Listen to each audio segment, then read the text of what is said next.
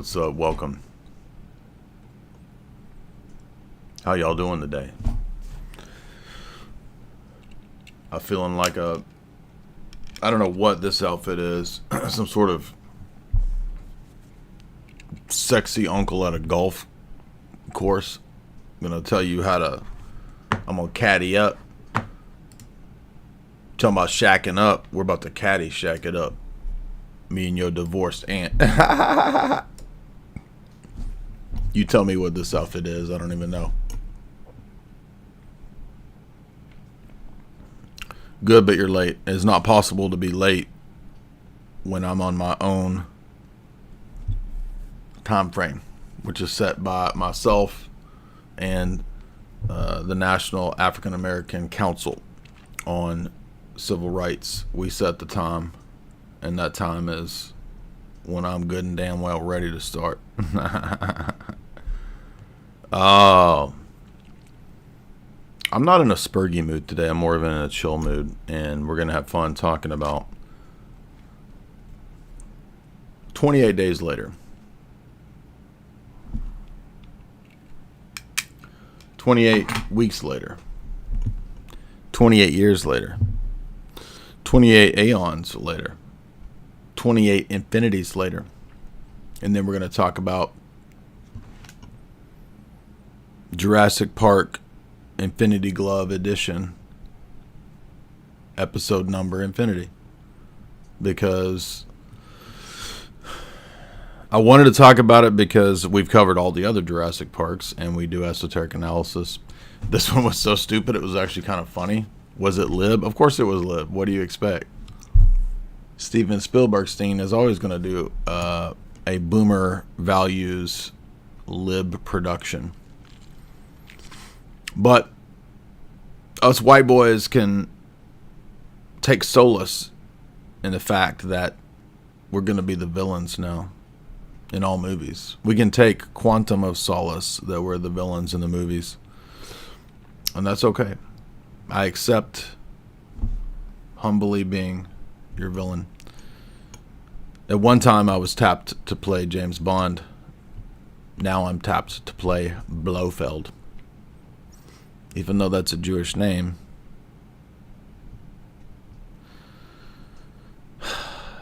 Make it make sense. Make it make sense. It's not going to. So give up trying to make it make sense. It's all just insanity and irrationality. But that's okay. We've accepted that. Wasn't that the point of Clown World?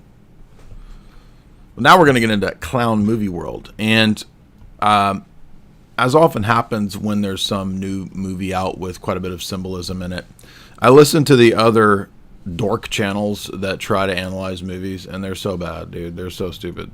They don't know anything about symbolism or archetypes. And you would think that if you knew about film writing, screenwriting, literature, you would at least know archetypes, Jungian archetypes, at least that level of it. I mean, I'm not a Jungian, but you know, Joseph Campbell, Carl Jung are very important for story writing purposes. And all the other dorks on YouTube that do movie analysis, all they ever talk about is dork shit. And even their voices are just unbearable. I was trying to listen to a couple dorks recapitulate 28 days later, 28 weeks later, because I haven't seen those in many years. And I wanted to just get a refresher on the basics. I couldn't even listen to their soy channels. 28 days later, oh my gosh, what was Alex Garland doing? It was so revolutionary, and Danny Boyle coming in as the director. And then they go to the next one. This movie was much more like a Hollywood production rather than cutting-edge British avant-garde cinemas. Just I'm getting I'm getting the shit coming back up in my throat thing. You know, that kind of a thing. So we don't do that around here. This is Bayes Chad nerd movie analysis. We're not dorks. We're Chad dorks. We're not nerds. We're Chad nerds over here.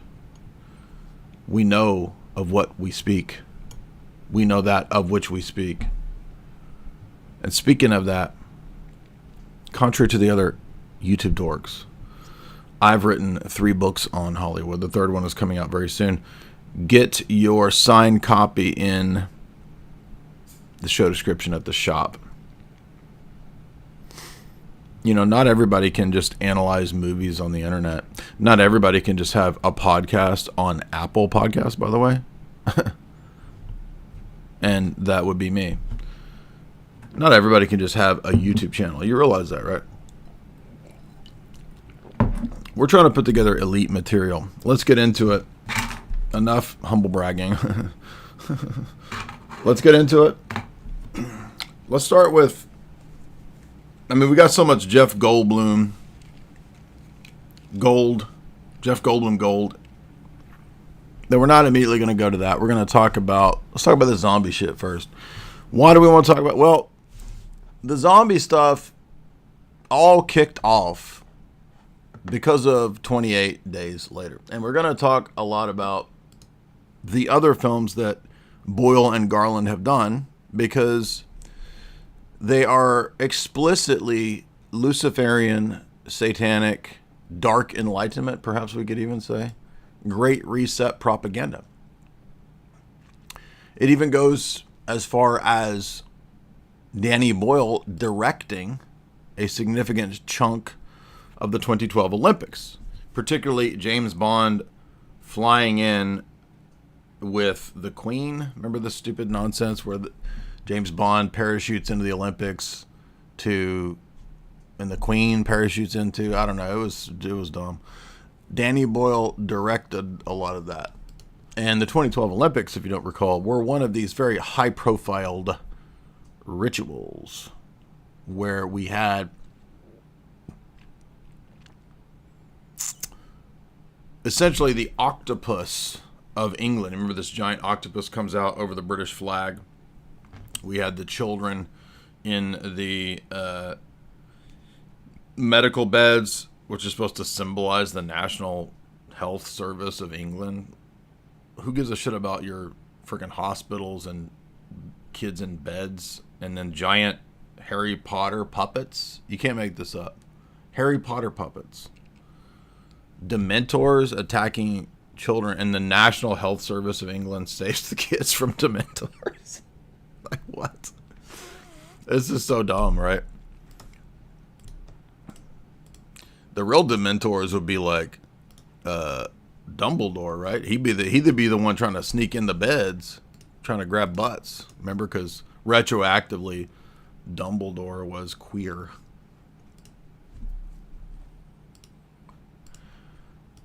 Let's take a look at a little bit of the original here. We're just going to look at some of the sequences.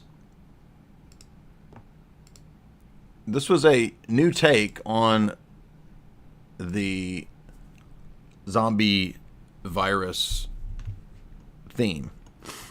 Zombies were not super popular in the 90s. This kicks off where we are 20 plus years, 5 years, I don't know, whenever this came out, 25-ish years into the zombie craze, still ongoing. And we wouldn't have Walking Dead. We wouldn't have shit. I don't even know. All the other zombie shit would not have happened had we not had Danny Boyle, Alex Garland, 28 Days Later. Now, as a film, this was pretty good.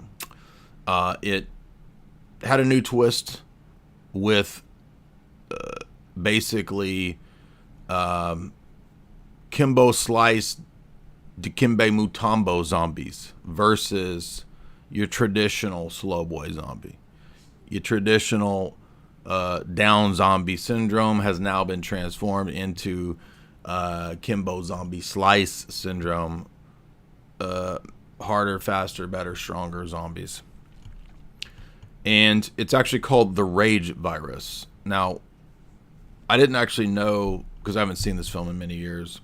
As I went back and watched some of the interview clips, analysis type stuff, apparently Boyle and Garland thought that it would be really necessary to create this allegory for societal rage. And so they took scenery from the IRA conflict, the Irish Troubles. They took scenery from the Rwanda conflict. If you don't remember, back around the early 2000s, everyone was talking about blood diamonds and the Rwanda conflict, and this was some huge, ordeal then. And it was shot with partly what was the digital film of that time, which is pretty new to start shooting in digital, which is why it has this like old school security system footage look, which actually kind of gives it its own kind of unique flavor. It has an old news footage look to it too. So kind of VHS / early digital, giving it this authenticity, real feel. The other thing that was unique was that you didn't see zombies all over London. You saw empty London. And so this was really kicking off this idea that the zombie genre, rather than piled up bodies and zombies everywhere, what if it was just emptiness? In other words, humans gone. In other words, Depop. And I don't think that's far off, given the other themes and films from both Garland and Boyle constantly focusing on humans being gone. Depop. A post-human world. Post-human world, post-humanity is just all over the place in these films. And think, for example, about Sunshine. Remember Sunshine? Sunshine was Garland or Boyle. They worked on a lot of projects together, so I get them mixed up. But this has Cillian Murphy also, right? And the point of Sunshine is that they're really kind of in space debating whether they should continue to try to save humanity or not. And at one point in the film, they even mention Lucifer and Luciferianism, or the idea of the black sun and this kind of stuff, right? So there's this sort of Luciferian idea going on in Sunshine. If you remember, we also covered Annihilation, which was another one of these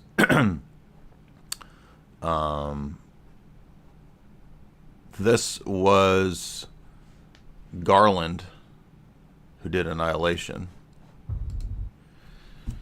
And a very similar idea here too, right? So when Natalie Portman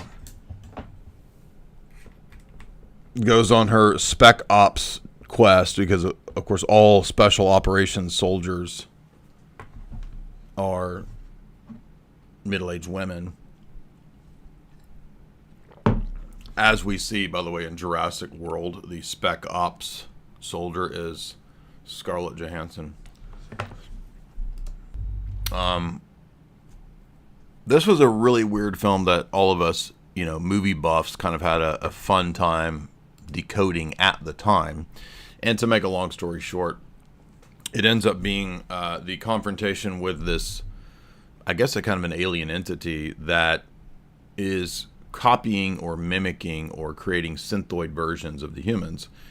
And again, here it is this sort of Luciferian entity that is creating Luciferian versions of the humans. That's what's sort of bleeding through the dimensional portal. Hence, annihilation of humans. That's my recollection of this film. This is about, 10 years ago? No, almost 7, 8 years ago. But we have a breakdown of it on my channel if you want to see it.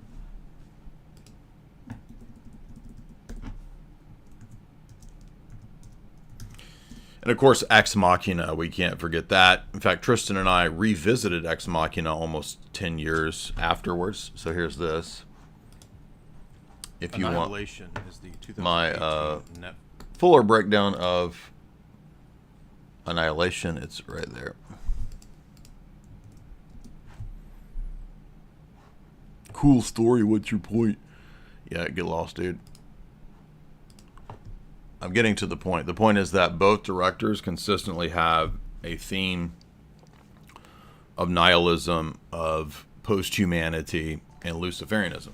Lucifer is really consistently the hero throughout Boyle and Garland films. And I wouldn't even stop at that being a common theme. You can also look at some forgotten films like Danny Boyle did. What's the film with Rosario Dawson and James McAvoy?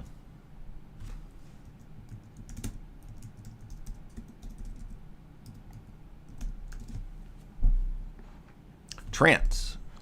Yes, another Danny Boyle film.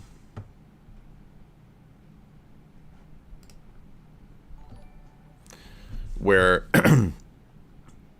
multiple personality, psychological warfare, and MK Ultra style dissociation allows a cunning, perceptive group of heist men to program a person through hypnosis to be the dupe of a massive art heist.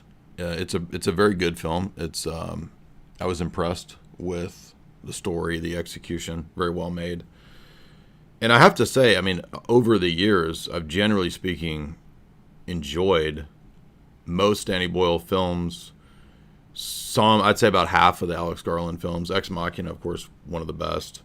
But also in Ex Machina, we get the impression that the tech, AI, Skynet takeover could perhaps occur through SEX bots. That's essentially what Alicia Vikander's character is this replacement SEX bot that is actually a more insidious, autonomous, self-conscious agent of depopulation that is now released into the wild as she escapes the facility at the end, giving us the impression that she's probably going to take over. And the other SEX bots as well. So, point being, it is not a reach to say that throughout so many of the Boyle and Garland films, we get anti-patriarchy, anti-humanity, post-humanism, depop, anti-Christianity, and Luciferian Gnostic themes nonstop. Just to be clear, too, we did a review and a breakdown of Civil War when it came out as well, which was Danny Boyle's massive anti-Trump propaganda film, which was so over the top in its propaganda that many people were gaslit into thinking that it wasn't over the top propaganda. I mean, it was kind of wild to see people with, you've got basically Nick Offerman playing this sort of Trump character that the Black Slay Queen, gets to, I think, is it some Hispanic chick, or like the Black Slay Queen shoots at the end of the film, fulfilling the sort of lust and fantasy that leftists and socialists and wackos have for their violent hatred and desire that they have to take out their opposition, because they've been so, radicalized and propagandized. If you don't remember, we did Civil War. We might have done that with Tristan. I don't remember, but we did cover it. And we also covered Ex Machina more recently with Tristan. So these figures, these two, tend to do similar things together. And my suspicion is that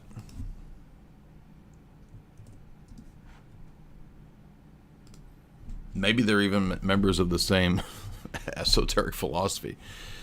I think I'm completely vindicated when we get to 28 years later, because almost no one, I've looked at several analyses, no one has even noticed the symbolic patterns in the new film. It was pretty wild. And if you paid attention to the symbolism, it was really blatant. Most people were not paying attention to the symbolism. They're just looking at, giant zombie dong on the screen, which I don't think anybody wanted, but we were sort of forced to see zombie dong bouncing around in our face in almost every scene. Hey, Jamie, might you make me an espresso, please? Thank you. We'll get to that in just a moment, but a couple themes that often come up in sort of revolutionary apocalypse or end of the world movies. One of which is Donnie Darko. People forget that that's actually an apocalypse movie. Donnie Darko is going to be in Esoteric Hollywood 3. I've completely rewritten, revamped it. I've gone a lot deeper, and I realized looking back on my analysis from 15 years ago, it was pretty much correct. The idea being creative destruction. Creative destruction is part and parcel, I think you could say, with process philosophy. So as I look back into Moses Hess's book, and as I looked into Hegel and Hermeticism, and as I looked into Spinoza, whom I kind of neglected over the years until I read the Sinisioglu book on the influence of Platon in Byzantium and how Platon's esoteric atheist Platonism directly influenced Spinoza. I think that was the key puzzle piece that I was missing. And then Spinoza influences everything from Reform Judaism to Kabbalah to modern Zionism in the case especially of Moses Hess. I mean, Hess basically just praises Spinoza throughout the book, and the reason I bring that up is it's process philosophy. Hegelianism, Spinozaism is process philosophy, which allows for things that, say, in orthodoxy we would consider unnatural to become natural.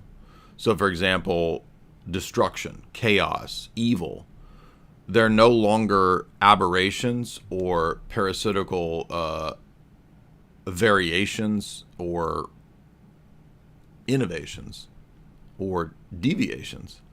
They're now actually necessities that are part of the overall world system playing itself out, and the world historical coming to full self-consciousness and self-revelation of it being itself the deity. That is one of the big key secrets of many esoteric systems, going all the way back to the ancient Eleusinian mysteries, which the revelation at the end of that initiatory course, according to the Cambridge Companion on the Eleusinian mysteries, is that you're the God. Fast forward up to modern theosophical systems, the great secret is you're actually the God. Carl Jung, you're the God of your own archetypal subconscious projection. What's happening in your life is your subconscious projecting your reality. So in all these systems, we consistently find that the subject, you are the main protagonist of your own reality show. And you are also the director and the producer. You're kind of the God figure. But you must come to that self-divinity realization to self-actualize as the God of your own system. That is kind of the key component of much of the Western Hermetic tradition. And that's essentially what, when we read through the entire Cambridge Companion of Western Hermeticism, that's kind of what we saw as the overarching theme. Whether it's the ancient Greek mysteries or whether it's Christian Gnosticism or whether it's medieval mysticism through Hildegard or Gertrude the Great, Meister Eckhart, as we work through all of those texts, what we find was all the way up into even Gurdjieff. Really, it's just sort of like the great secret is you're God, bro. Dude, look inside yourself and you're like totally God or whatever. Like that's really where it goes. So, what does that have to do with all this? Well, certain films, especially in the apocalypse genre, really like this idea of maybe we need creative destruction. Think of Fight Club. I just did a entirely new chapter and analysis in Esoteric Hollywood 3 on Fight Club. Because Fight Club is the same idea. Fight Club is what Chuck Palahniuk and David Fincher did Fight Club, right?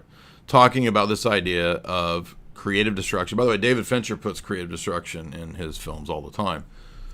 The idea that, as Jake Gyllenhaal says, as Donnie Darko, destruction is a form of creation. So as part of the overall world historical process, to destroy, to become an agent of subversion, chaos, death, destruction, is simply the necessary parallel and flip side to the good guys who are the proponents of order, structure, morality, etc. So it's a kind of Gnostic flip side of the same coin, a Esoteric idea, which relativizes good and evil. This can fall over into monism. It can fall over into dualism. For example, you could be a dualist who thinks that good and evil are eternal principles, some sort of Zoroastrian type position. Or you could be a monist, where everything is ultimately just one, and everything is manifesting the one, and coming to an eventual synthesis of the omega point, where all dialectical tensions and oppositions work themselves out. And that's what we see in a lot of these fictional presentations that utilize creative destruction. Again, many David Fincher films. Donnie Darko is explicitly about that. They even reference the Destructors. They reference a Graham Greene story. By the way, Graham Greene was British intelligence, if you didn't know. And so British intelligence plays a key role. Also, I think, in the background of, I would speculate, Garland and Boyle films, hence Boyle doing the 2012 Olympics with the Queen and with James Bond, and doing so many things together, I think, with BBC, right? I think they have worked with the BBC, and BBC is just explicitly, openly British intelligence news. So, Luciferian revolution, which is essentially another, what undergirds Marxism. If you've read Seraphim Rose's Nihilism, Roots of Revolution, you would know that that's what is in the background, and that's all just repurposed and retooled Hegelianism and Spinozaism.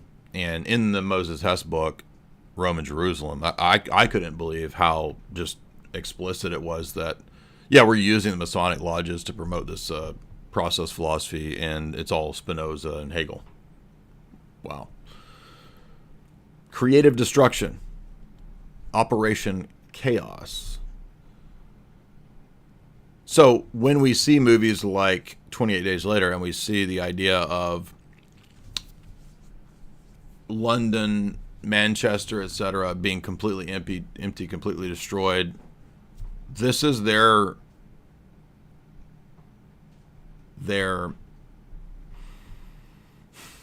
statement that we need a collapse. We need accelerationism. We need a great reset, because that's the only way that we will move forward in this progressive so-called future.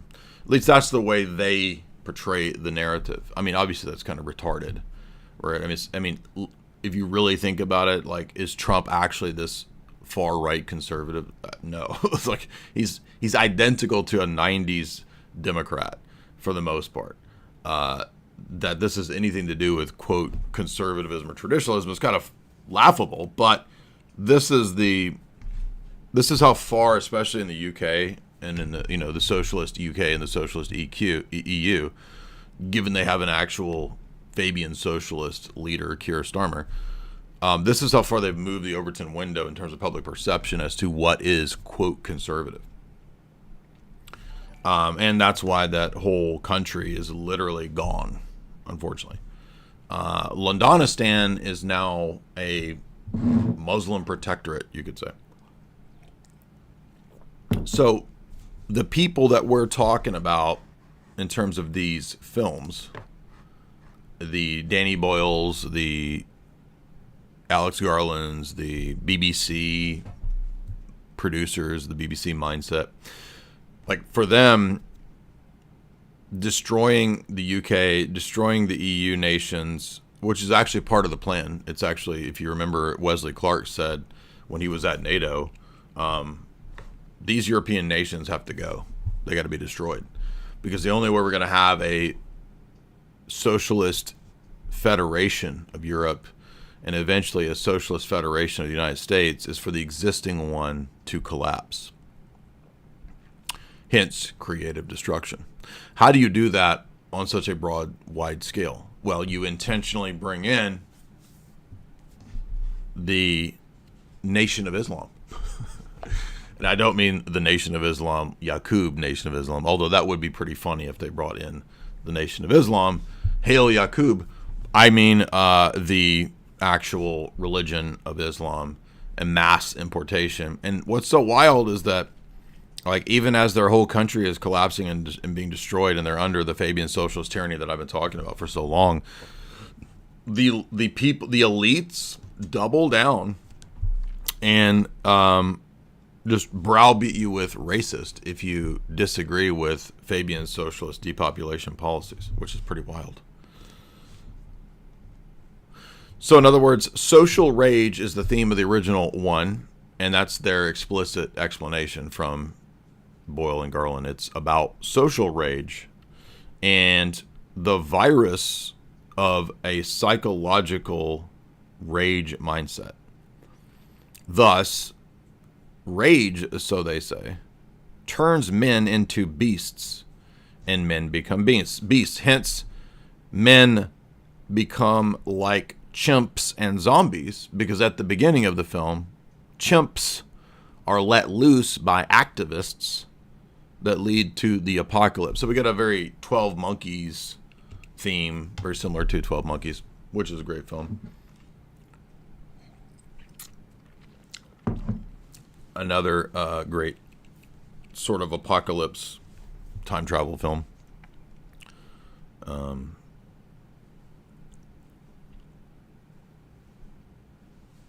But did you notice too? And I just realized this as I thought about it. When Cillian Murphy in the first one sort of starts wandering out of the hospital, he wanders to a church, and he goes in the church and he thinks that, yeah, that was back when Terry Gilliam made good movies. He thinks that he's going to find, some help, some solace. And what does he what does he notice? Oh, they're all zombies in the church. Intentionally symbolic. Now, on a certain level, if we were to think about like the Church of England, this is pretty much true. The people in the Church of England are pretty much NPC zombies. I can't imagine anyone still being in that church who believes or knows anything about actual historic Christianity. I mean, I'll actually give them some points for for getting this right. But of course, their critique of the Skittles Church of England is not actually to give you a good answer or response. It's basically Luciferianism. Hence why, and probably the only reason why, Boyle and Garland would be promoted by the establishment. Now, another thing that I don't think anybody else picked up on, that I did notice throughout the entire series, is the failed father archetype. In 28 Days Later, this may or may not be there, I don't recall, but particularly in 28 Weeks Later, which Garland and Boyle only kind of had a little bit of involvement with in terms of production and a few scenes and consulting, they kind of left this one up to be more of a Hollywood-style movie, right? So it's not a British avant-garde experimental film. It's more of a standard Hollywood model film. And we see Rose Byrne and we see, Jeremy Renner popping up being these kind of characters. And the movie basically focuses on fear and fatherhood. That's kind of the focus.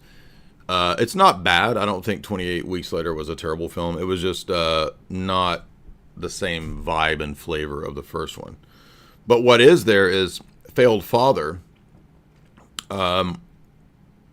becomes the major theme of 28 Years Later.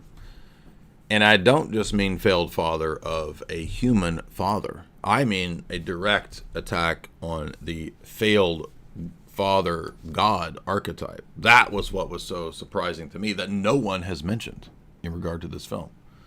Remember, so in the first one, Cillian Murphy runs into a church. He thinks maybe someone will help him, and it's all zombies in the church. Beginning of 28 Years Later, we have a young boy who runs from a Scottish prairie house into I think they're in Scotland, and then he runs into a church from the village house when the village gets overrun by zombies. And in the church, he finds a priest, a human male father. So here in this case, the replacement father figure is the priest in the church who's praying. The zombies are running towards the church. The little boy says, "Father, help me. They're coming." And the father fails and says, "No, let them eat you. It's the end of the world, and this is good." So, and I mean, maybe this is, I don't know. It's hard to tell. Like, is this a Protestant church, a Catholic church? It's hard to tell exactly what it is. I mean, from an Orthodox Christian perspective, we could say, yeah, well, I mean, a lot of these Western churches are pretty much failures, so that's not inaccurate. But that's not really the point that, I don't think Boyle and Garland are interested in showing the failure of Western Christianity and vindicating Orthodoxy. But I wanted to see if this showed. So here you see, right, Cillian Murphy's kind of wandering around, and there's garbage everywhere. And a lot of the commentaries will point out, like, "Oh, we're consumerist. We're so bad because we leave trash everywhere and we're consumerist. And won't it be great when all the people are gone and then we won't have trash everywhere?"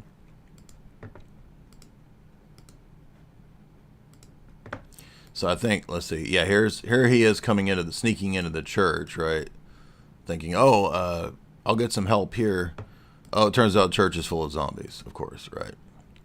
And I think even the priest, right? He's going to go talk to the priest to get an explanation for what the heck's going on. And the priest has no idea. The priest himself is a zombie.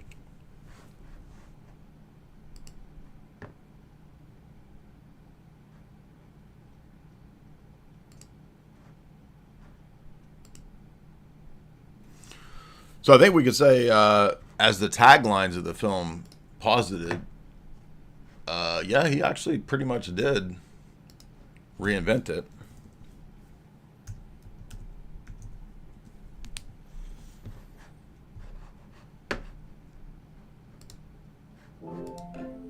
And then when we look at the new one,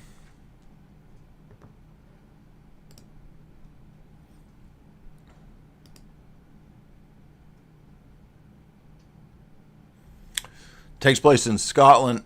We see this empty Scottish village, much like we see empty London and empty Manchester, right? In the first one. The second one takes place at a big NATO military installation where the virus is they're trying to sort of experiment and find a cure. The children are watching Teletubbies. I don't know what would be worse in terms of the apocalypse, just giving up to the zombies or having to just sit there and watch Teletubbies. I don't know. But as the little boy runs to the church from the village, it didn't show a clip of it, but the priest is no help. The priest says, "Give up to the zombies. This is what we need to do to ascend into seeing our Father," or something. It's stupid like this. Well, the boy goes and hides in the kind of tunnels underneath the catacombs. He like slips under the catacombs somehow and hides as the zombies eat the priest.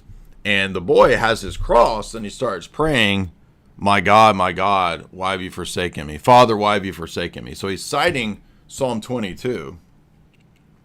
So to answer your question, the reason the kids are watching Teletubbies in 2025 is because this is taking place when the zombie apocalypse happened in, the year 99 or 2000? So remember, 28 Days Later is supposed to be like the year, 2000 or something, whenever that came out.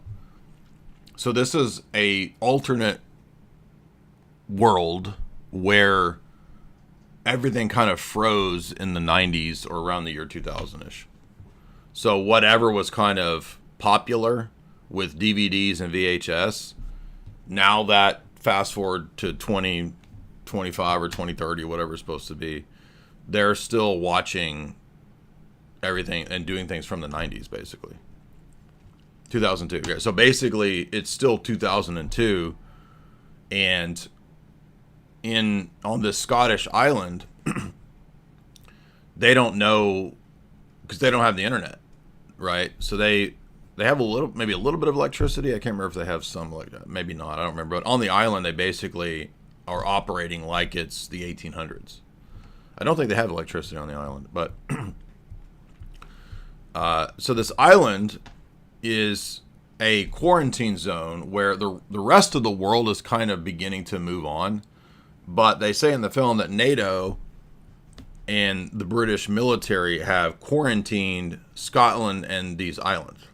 So they kind of let the zombies continue to run wild because they think they're going to contain it on the Scottish Isles, right? It's not Scottish, it's Northern England. I thought they were saying it's Scottish Island.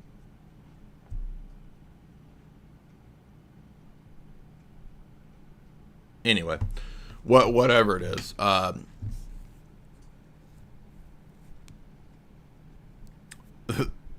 Just setting aside, by the way, the themes, this is a really good movie. So I'm going to tell you right now that, like, the movie is good. I'm not saying the messages and the themes of this movie are good, but as a film, this was really well done. There's a couple things I don't like about it. There's a couple corny scenes. Aside from the corny shit and giant zombie dongs in my face, I like this. This is really well done because they basically went back to the avant-garde cinematography style that they were doing in the first one, although not the same stuff. Now they're basically updating it and getting creative again. And the theme of this was, I mean, the ideas were perfect for this. So basically this island has this sort of little land bridge that only allows you to access it at certain times when the tides come in and out.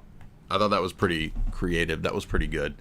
And it makes for a great setup for, of course, the characters having to run to get back to the island as they're being chased by the Alpha Dong zombies, who are these sort of mutants, I guess we're supposed to think, that are kind of like Nephilim. It's almost like Nephilim giants that mutate out of the zombie outbreak into being like 8-9 foot tall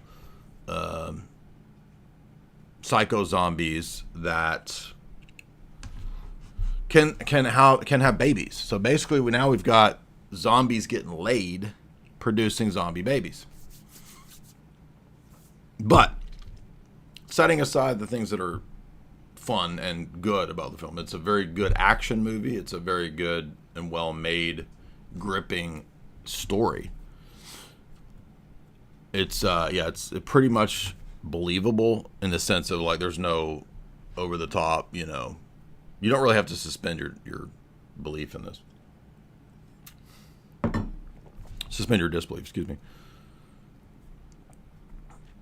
Yeah, I'll get to the baby zombie here in a moment, because that part's kind of corny, but it kind of works. But so I had to think about this, because when the little boy hides in the catacombs in the church, and I don't remember if this is supposed to be Ray Fine. I don't think so, because Ray Fine is too old to be that boy in the year 2000 or whatever it is. It might be, is the little boy the dad of the protagonist character? I don't remember. But one thing that is clear is that the Safe Haven Island is explicitly Christian. There's consistently shown crosses and verses, Bible verses, references to Christianity, to Jesus, etc., to God throughout. And you can see here they even have these sort of cross images. They put people into cross graves when they die on the island. The island functions in this sort of organic, democratic way where the children are raised to choose a profession, which might make sense in a small community on an island. I think a lot of times, when socialists try to argue that this is how all the world and all society should be, well, what works for a small community doesn't necessarily work for a giant empire or for, some massive landmass. So you can't argue that what works in a small community is necessarily the best form of government for some large nation or landmass. And this is one of the many errors and fallacies of most socialists and most Marxists. But I would say that probably given Garland and Boyle's connections to the British establishment, and given the critiques of capitalism and consumerism throughout the 28 franchise, they probably are socialists or Fabian socialists. That would seem to be the most likely scenario. And also given the idea that they're engaging in some powerful revolutionary action by critiquing Donald Trump in Civil War, probably some kind of low-tier shit-lib socialist. But at least in terms of the island, it makes sense that you would probably have to return to some sort of symbiotic, everybody working together and working with the land scenario to survive in the zombie apocalypse. And I think a lot of socialists actually think that, yeah, that's why we need to collapse society, because then we'll get people back to living in an equalitarian, localized socialist scenario. This is the kind of silliness and stupidity of these people. This is how they think. And so what's interesting about this was that it is not what you think it's going to be about. This is not a another one of those, I'm on the run from the zombies for the entire movie. Or is it going to get out? You think that most of this story is going to be about, will the zombies get into the enclosed safe haven island? Right? You're thinking, okay, this movie's going to be about the Alpha Dong zombie getting into this last bastion of safety, the island. That's not what the movie ends up being about at all. In fact, it flips the script, which I liked, and makes it about the young boy protagonist undergoing his journey into adulthood. Yes, that's what this movie is about. Now, I'm not saying that the message is good. I'm going to severely reject and critique the movie. But that is what it's about. It is not about the zombie virus. It's not about it getting it. It's about coming to grips with reality and with the world. And memento mori, remember that you must die. That's what this movie is about. And undergoing, at least as far as I can tell, your own self-actualization through becoming one with death. In other words, this is a Luciferian initiation into becoming one with death and the angel of death. That's what this movie is about. Nobody has mentioned that that's what this movie is about, even though the movie basically tells you that. I mean, we think of symbolism oftentimes as being kind of obscure and needing to be decoded. But this movie's symbolism is blatant and in your face at every turn. For example, when we first see the young boy, I forget his name, undergoing his ritual initiation into manhood, this is where the film begins, right? He's scared. He realized this is a different boy from the little boy that ran and hid at the very, very beginning. We fast forwarded to the island and the main protagonist boy, I forget his name. But his dad and the island have determined that for all young boys, when they hit 13, 14, they have to undergo this sort of traditional initiation ritual of manhood that most men underwent, which was to go hunting, right? So they've kind of taken this older model of tribal societies and being initiated into manhood, that you're going to have to go out on your first hunt. And then if you come back successful, you will be a man. That's what this movie is initially about. And that's interesting because that is not what you would have thought a zombie movie would be about, right? You're thinking it's going to be about is the giant zombie dong going to get inside the Christian community and start impregnating the Scottish Christian girls?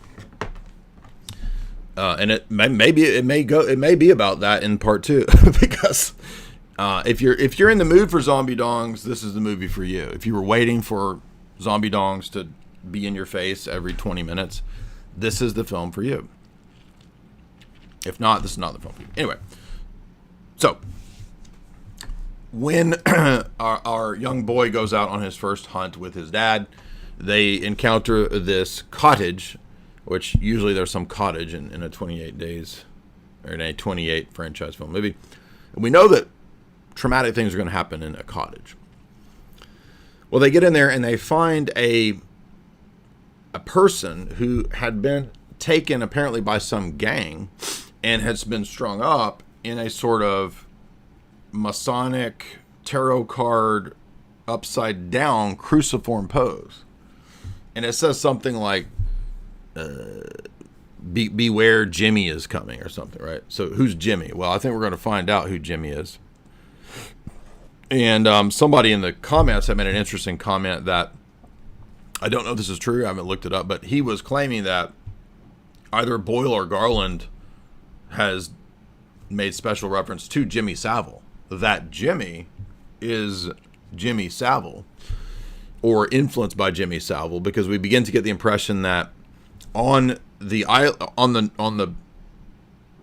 UK mainland, I guess, not on the little island, we're supposed to think that it's not just zombies, but now there's human gangs have developed, which perhaps might be a cult.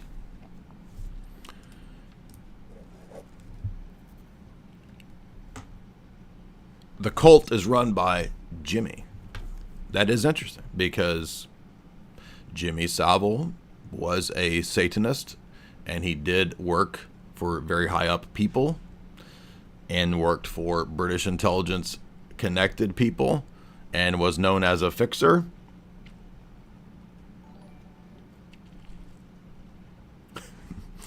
And so, anyway, so we see this person strung up. He's got carved into his skin something about Jimmy. This, of course, freaks out the boy. The dad is now beginning to figure out that, okay, we got other people running around. When they're on their hunt, they're eventually kind of successful. They get away from the zombies, but they get an alpha zombie chasing them.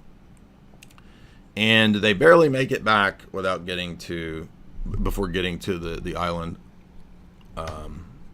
And they kill one of the alpha zombies.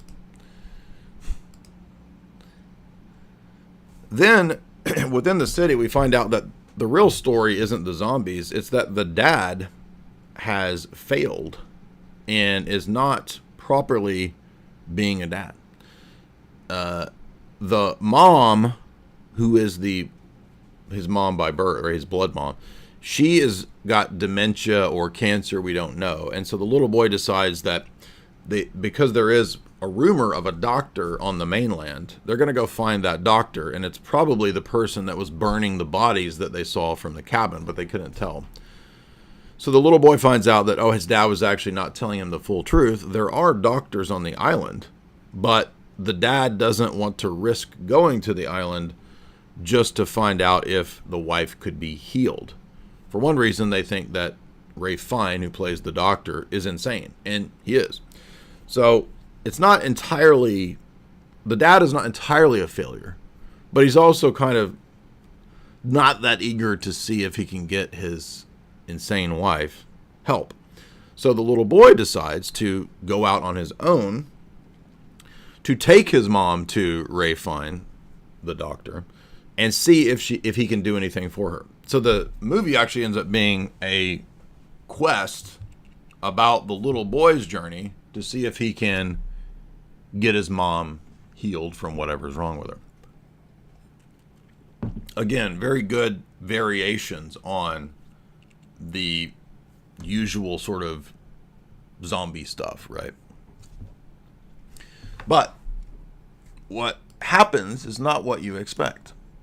And yes, there's cross imagery everywhere throughout this film, and that is all on purpose. You can't really see that, but that's the guy who's strung up and has Jimmy written in his back.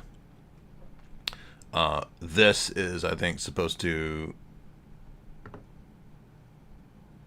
I don't remember, this mask, I think, symbolizes the cult, I think. Jimmy's cult. Anyway. Here we go. So as the boy travels with his mom and they make their way to Ray Fine, the mom keeps having these dissociative episodes, which is pretty interesting because she thinks that the little boy is her dad because he looks like him in terms of his eyes. And so every time the mom looks at the little boy, because we find out, by the way, she's actually got cancer, and so the tumor presumably is causing her to have these dissociative episodes. But this is more than that, because many of the elite class, I'm not saying all of them, but many of them have a view that is a form of reincarnation. So some high-level members of the Masonic order, some high-level members of Crowleyan occultism, some initiates into various versions of Hinduism, some Kabbalists and Talmudic Jews believe in reincarnation. So there might actually be a reincarnation theme at work here, that the mom is not just having dissociative episodes. She's actually kind of the sage prophecy figure in the film, as well as Ray Fine, perhaps. Because the religion that we saw at the beginning, both in 28 Days Later and 28 Years Later, which is Christianity, has apparently failed. And Ray Fine has erected a giant temple out of the bones of the people that he's been burning for the last 28 years, right? So he was apparently a doctor who, when the outbreak happened, went crazy and became a prophet of a new religion. And the new religion is one that worships, adores, and accepts death. So he's essentially a high priest of the angel of death, who is Satan, who is Lucifer, who is the serpent. And so he builds this temple of human bones. And in the middle of the temple of human bones is this circle. And this is the crazy part. There's actually an altar. So it looks like a Roman Catholic altar. And there's even almost like what looks like a monstrance there. I don't know if there's going to be a picture of it in this trailer or not, but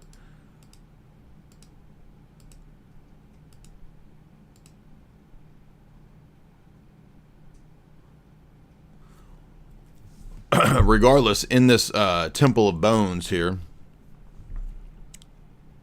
when the little boy brings his mom to Ray Fine says, I got bad news. She's got cancer. There is no cure for her. However, we can go ahead and offer her up to death. And yes, that means youth, you know what. So I started thinking, wait a minute. Is this film also about a subtle promotion of youth, you know what? And I don't doubt that the Fabian socialist British elite establishment, they're 100% pro youth, you know what. In fact, that's the very reason why Canada has already pushed youth, you know what legislation, because it's part of the British Commonwealth Imperial Protectorate. And they, a long time ago, around Malthus and afterwards, the entire imperial project adopted Malthusianism. Euthanasia is an outworking of Malthusianism. That's the British imperial operating system. So when Ray Fine becomes the death priest of a new death religion, he sees it as his job to take the young boy whom he's befriended and give him a revelation that his mom is the thing that's holding him back. The boy's whole journey and whole ethos has been, at this point, to save the mother.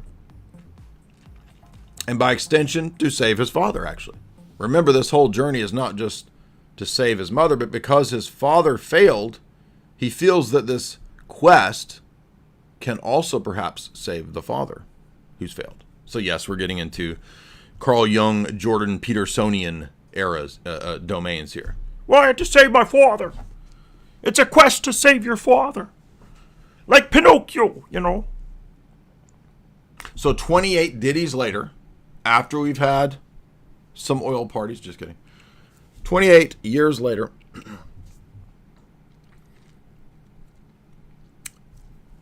Ray Fine, how should we put it? He basically we get Mama Barbecue. And Ray Fine is this sort of Luciferian character who's cooking up all the humans, but they're immolation offerings. But they're not human offerings to God, they're offerings to death. And the whole point is accepting, becoming, and worshiping death as rebirth, creative destruction. And when the boy does this, he climbs up on the top of the giant pyramid of skulls, and he places his mom's skull at the top and turns it towards as the morning daybreak happens. Right? What is the bright and morning star? It is Lucifer. The bright and morning daybreak opens up just as he places his mom's burnt offering, hormah in the Hebrew, skull at the top of the pile. So now that he has accepted death and offered his mom up to death, he is now overcoming, and we see him actually self-actualized. Now he's no longer afraid. In fact, he writes a letter back to the island and says, Dad, I'm good. Don't worry about me. I'm going to go and do my own thing. And you people in the island, screw yourselves. Here's a zombie baby. So the zombie baby, and here's the crazy part. The giant Nephilim zombie dong alpha has more concern and appreciation and protection for his zombie baby in the film than the human dad has for his zombie family. And so Garland and Boyle are trying to tell you that even mutant zombies will care about people more than actual people and so-called Christian people. So therefore, what is the point of being pro-human and pro-life? That is the message of this film. That's the point. Wait a minute. How do you know that? Where does the protagonist boy go after his Luciferian death ritual initiation? Well, he goes off on his own. He doesn't need the island and its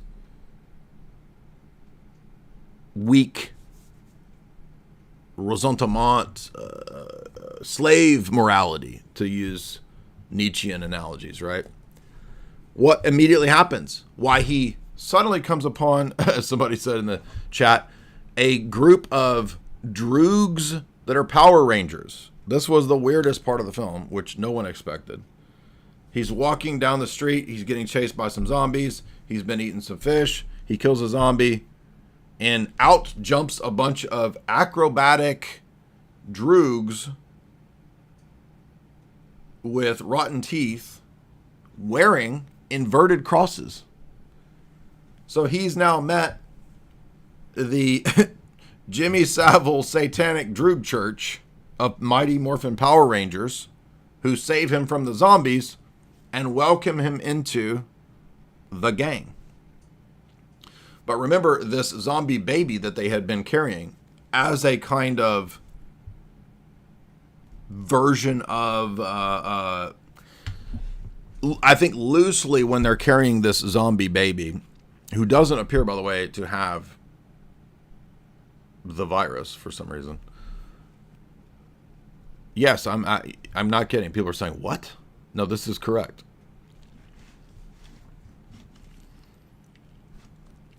They actually do ultra-violence. There is no way that Garland and Boyle were not pulling from the droogs. They're just like droogs. They're wearing inverted crosses, so they're like satanic droogs. They hop around and do like Jackie Chan style Power Rangers stuff. It's like, what is going on? And they welcome the boy into their gang. So, yes. So the question is, well, wait a minute. So what was going on with the zombie baby? Well, this was a sort of Holy Family-ish journey, right? Because it's the little boy and his mom and this miraculous birth zombie baby that they're carrying and that they leave at the Christian enclosed community. And then the boy goes off to join the Satanic Mighty Morphin Power Ranger Jimmy Savile Droog army.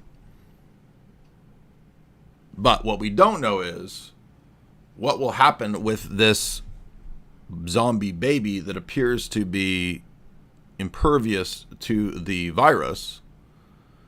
Probably, yes, he is a antichrist sort of figure, or he is the new humanity that will be evolved to no longer be susceptible to the rage virus, who is himself a product of the Alpha Dong zombie, Nephilim guy. It's super esoteric. People are like, this sounds esoteric as F. It is. So, what do we think? Well, the point being, God the Father and the traditional Christian systems have failed. And so now we must have some sort of new process philosophy where we accept death as our God, and death brings about reincarnation and creative destruction, which is the thing that actually produces the future humans who are strong, who are perhaps impervious to the virus. We have a synthesis, right? We've got a human alpha dong zombie who has the virus, who perhaps mated with a regular woman. We don't know. She's eventually made into a zombie and gives birth to a baby that is not that doesn't appear to have the virus. The baby ends up left at the Christian island community, and so we don't know where it's going to go. We perhaps think the zombie will, perhaps the zombie baby will turn. I thought what we were going to get was like something out of Basket Case, right? Like when the baby is there at the community and they're all looking at it, and like somebody's like touching the baby, you think it's going to go, right? You think it's going to do like the zombie baby thing and bite a finger. We don't get that. So we are now left to wonder and think probably it will be that. Now, this is my analysis of the first one. This is supposed to be, I think, a new trilogy. So we don't know where 2 and 3 will go. They could go in a more wholesome direction and kind of dial it back. And the dad, I think at the end, we think that the dad is going to go save the boy, right? Because the boy is now in with the Droogs. Well, we don't want to leave this boy who's wholesome and he's done well, even though he's been initiated into Satanic Luciferianism. We want to hope that he's not going to stay with the Droogs because they look like a terrible troop. So they'll probably scale it back a little bit, but at least so far, this looks like we got to have Great Reset, massive depop. Humans have to evolve to be post-human, or else we're never going to survive. And also, death is God. That's the point. And why did nobody else notice this? All right, what do y'all think? Let's read some super chats before we get over here to Slay Queen Johansson taking down the Cthulhonic beasts from beyond. H. Brazzi, $5. I don't know what the chat is talking about with you being late. We run on black person time over here. Justin Henley, $5. Was there a Nigeriosaurus?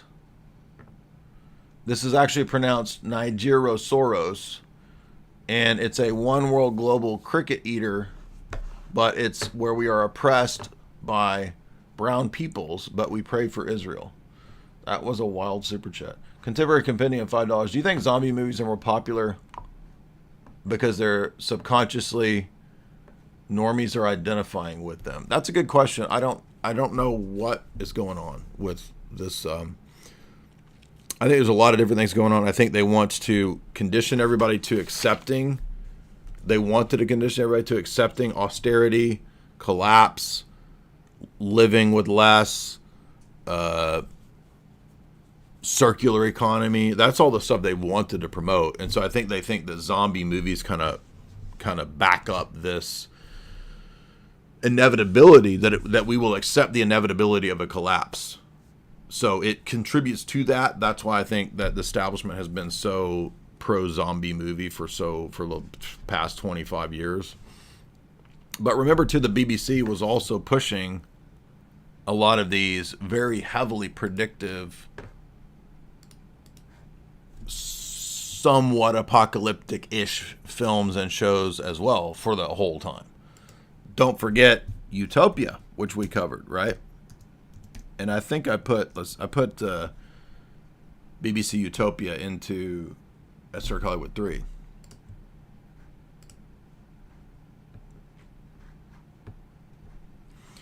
And I didn't watch the American version, so I can't say the one with Rainn Wilson and John Cusack. But I did watch the British version, and it was wild, right? And I know this. I think this is like ITV1 and not BBC or whatever, but they might as well all be the same in the UK. It's all like the government running all the shit. The whole series is on YouTube. That's weird. I didn't know you could watch it on YouTube. But if you don't know about Utopia, essentially what you have is there's a comic book series that has come out that is describing a giant pharmaceutical and government deep state scam to infect everybody and then provide the stabby solution. Interesting. Sounds familiar. But it doesn't just sound familiar because of the coof. It's actually about predictive programming in fiction. That's what's pretty crazy. Which is what... Now that came out in 2013. Esoteric Hollywood 1 came out in 2016. But most of the essays in Esoteric Hollywood 1, or many of them, were written by me in 2011. Now, I can't prove it, but I feel like what I was writing about may have, I can't prove it, just a theory, may have inspired at least 2 prominent films. What's the other film that came out about pop culture fiction predicting events? Under the Silver Lake. So, I think at least 2 cases of pop fiction, Utopia and Under the Silver Lake, quite possibly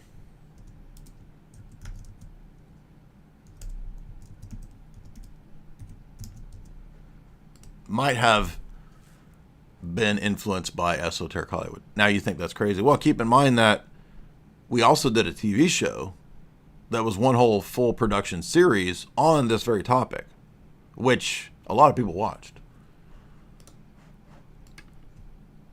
Now, again, I'm not trying to toot my horn, but like, I had producers and people who were working at some of the biggest shows reach out and say, we really liked Hollywood Decoded. That was pretty wild, brainy stuff. Okay, so this is not just me making shit up. Like, and by the way, the producer of Hollywood Decoded was an Emmy-winning TV show producer. So our show might have been more influential than you think, given the obscure esoteric subject matter of the show. But again, I have no idea. I can't prove that. It just seems plausible, I should say.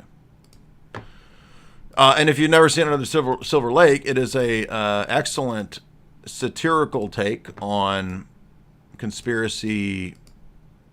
Hollywood conspiracy themes. Really good movie. Andrew Garfield does excellent. He's really good in this role. We also covered Andrew Garfield, by the way, in Red Riding, which is another series about elite SRA in the UK establishment based on real Savile types of things. Hello?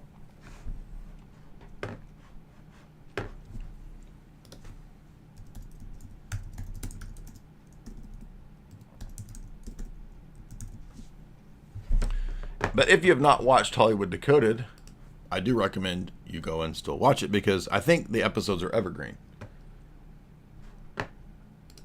And we have a lot of new viewers and listeners who don't know that we did this back in 2018-ish. If you like this theme of predictive programming, and if you like the ideas and what's in Esoteric Hollywood, you would love our TV show. And it was a full production, one whole season. I wrote a whole second season, and they didn't renew it. So we covered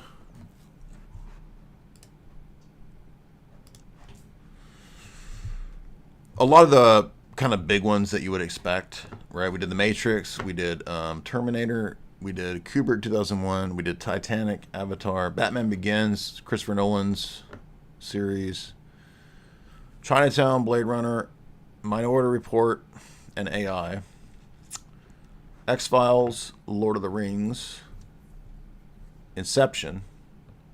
I don't even remember which ones we did. This is funny. Interstellar, Star Wars, Last Mimsy and 9, Star Trek, Twin Peaks, Eyes Wide Shut, and the conclusion to Christopher Nolan's Batman saga.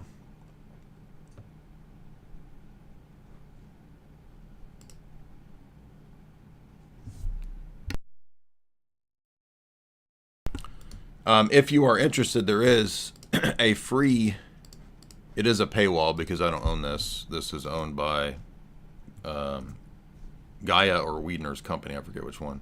But you can go and watch the free episode on Lord of the Rings right here. I was going to put in the link in the chat, but the link is too long, so it doesn't work. But I'll show you what we're talking about. By the way, look how carb bloated I was back in 2018 before Tristan came to the rescue. Tristana with the carnivore diet. Is there a deeper, hidden, more esoteric meaning to the Hollywood films that we all love to watch? I'm Jay Dyer. And I'm Jay Widener, and you're watching Hollywood Decoded.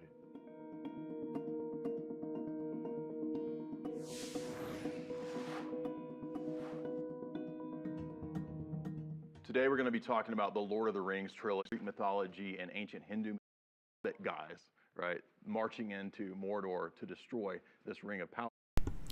It might be fun to rewatch these. I haven't watched this probably since the time it came out,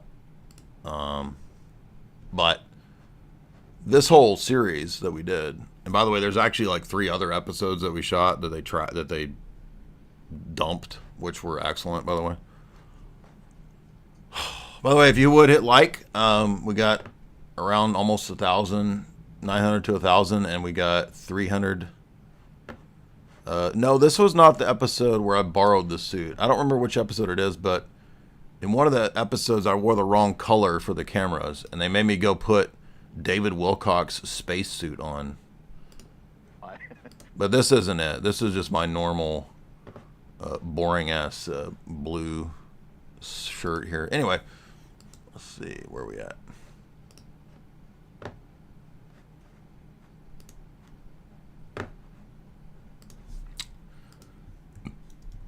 Let's conclude, I guess, the 28 section here. But let's take a look really quick at what else Danny Boyle gave us, of which I'm probably not. Now, The Beach was pretty good, I have to say. The Beach, Jamie and I did a podcast on The Beach. I liked it. It's pretty good. It still holds up. Train Spotting, never cared about it. I don't.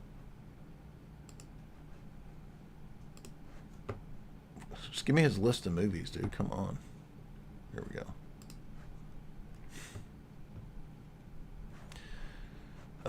What is all this trash? Everybody, this pop-ups are freaking trash, dude. When is the internet just going to get rid of this, like, GeoCities era bullshit, dude? This is like, nobody cares about pop-ups anymore, man. Get out of my face with that shit.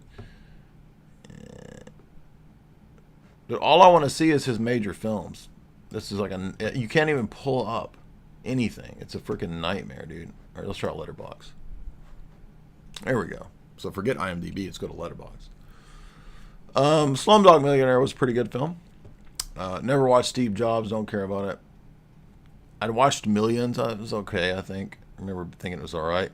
Life Less Ordinary was a complete weird failure, but it has some very odd, bizarre espionage, mind control themes in it, if you've never seen A Life Less Ordinary. However, it's a disaster of a film.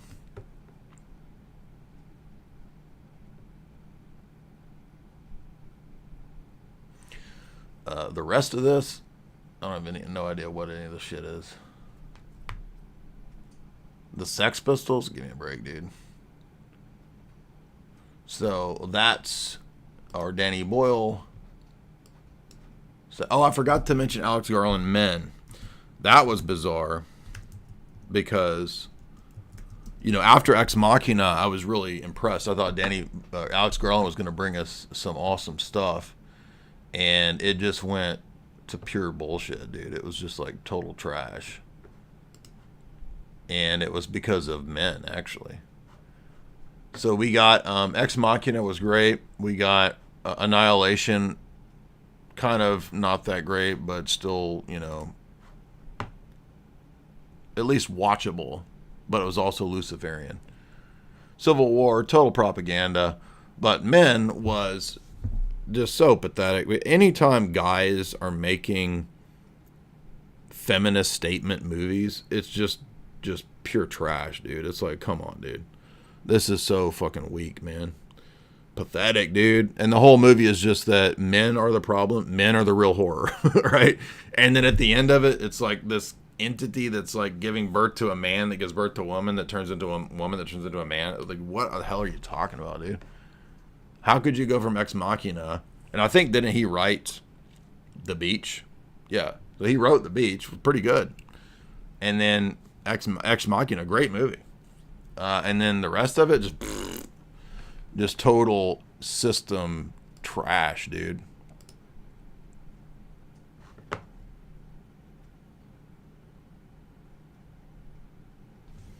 Slipstream Dream, $5. Slipstream. Jay, did you see that Trent Dalworthy is now teaming up with the Skittles gay atheist Danny to defend Muslims? Of course. Total vindication. Did I not tell you from the outset this guy was a complete... I want this guy to keep defending Catholicism because he's going to be as good at a defender of Catholicism as Francis, who ends up making everyone Orthodox. James, thanks to you and Kyle, I was baptized. Hey, man, many years to you. Mickey, $10. My friend is a Protestant. He believes in Judeo-Christianity. We have a debate all the time. I call him a heretic. His pastor, Bob, says apostolic succession is false, I guess you're saying, because he says, quote, well, where did Jesus say that? What do I do? Well, you point out that Jesus says to the apostles, he who hears you hears me. And then you point out that Paul's 2 letters to Timothy talk about Paul anointing and laying hands on Timothy to be his successor, and then tells Timothy to lay hands on and create successors. So there's your successors to the apostles. Haley's in the chat, $5. I support the I support the Miami Vice mastermind. That would be me. And I'm glad that you support us because ain't nobody else gonna give you movie analysis this good. I can tell you that. When me and Jamie do movie analysis, it's about the best you're gonna get. Y'all remember Jurassic Park? 240. Why the hell is there a 240p movie trailer up? Get that out of here. This ain't another one. 240. What the heck, dude? What year is this? Here we go. I got to see Sam Neill's zits, dude. I want to see his blackheads, or this is not a real movie trailer.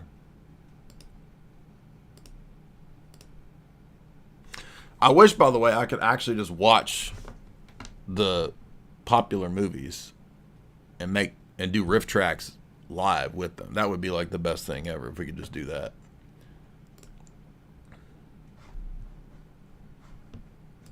Anyway, let's get over here to this after we do the super chats. By the way, support the stream via super chats. Send your super chat below. Justin Henley, $5. AI summary says 28 days later is a Luciferian initiation about a boy's reconciling with his failed father's giant dong. No, it's not his father's dong. It's the zombies that have the giant dong. Jordan Dirt-Off, $2. Thank you for the stream, Jay.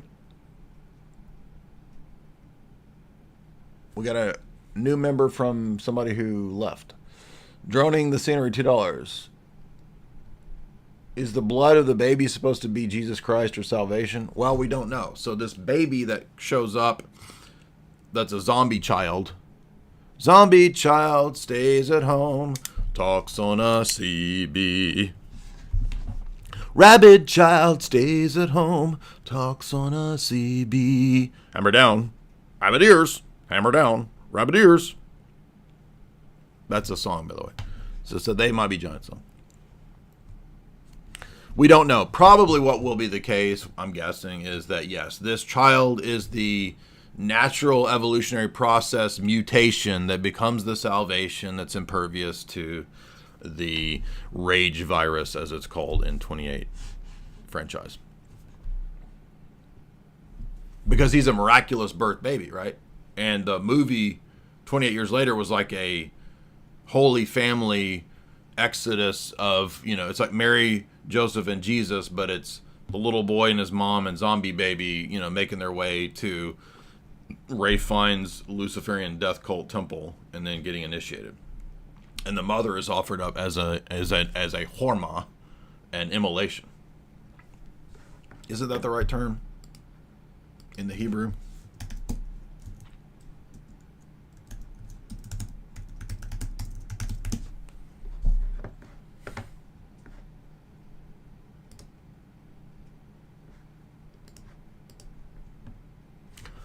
Hormah is the devoted to destruction term, and it's also burnt offering. No, this is not right. AI is wrong here. Or excuse me, Olah. Maybe it's the Olah. Hormah is devoted to destruction. I've got it backwards. Olah is the burnt offering. Excuse me.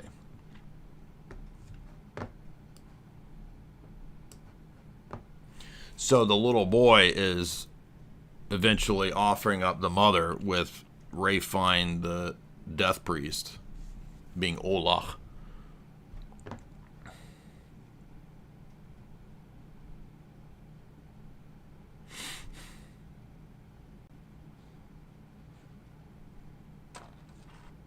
Oh, wait a minute. This AI is actually wrong, because there's a section in Leviticus where it talks about the if the daughter of the high priest is unfaithful, she becomes an Olah that is Horma. Isn't that right?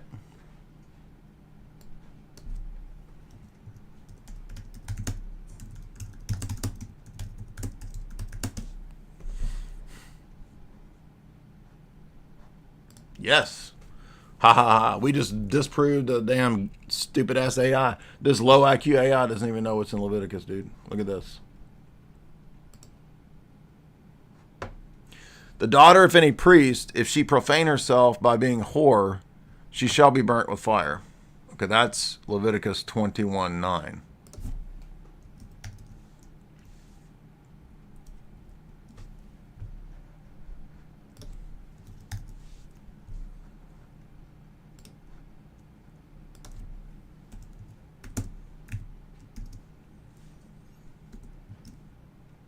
And we're going to see what the Hebrew says here.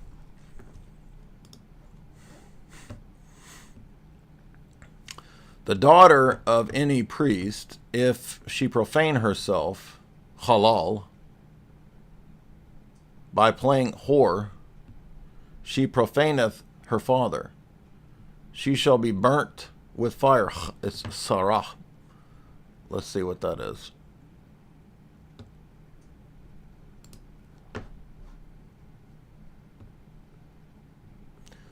Kindled, burnt up, sarah. Set on fire and make it burnt.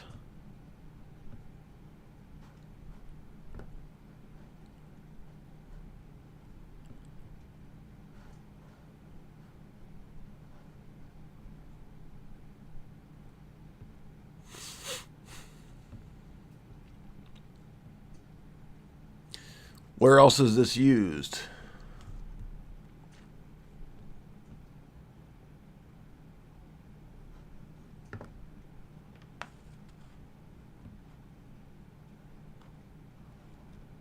Ah, look at that. It is the same word used for the burnt offering. So I was correct. Haha, AI was wrong.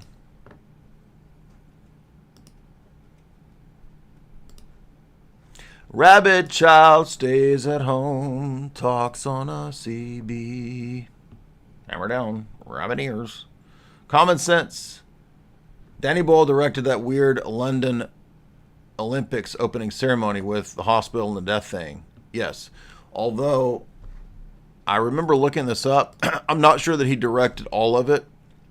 I know he directed the James Bond spy queen part, but I don't know if he directed all of it, but he may have. Jacob Cabay, $10. This is off topic from movie reviews. I've listened for a long time, about 10 years ago. I've been trying to find an Orthodox church. What recommended readings would you suggest for CIA NGO infiltrations and history thereof? Well, not many people have covered this in the Orthodox world except myself and some of the articles at Ortho Christian,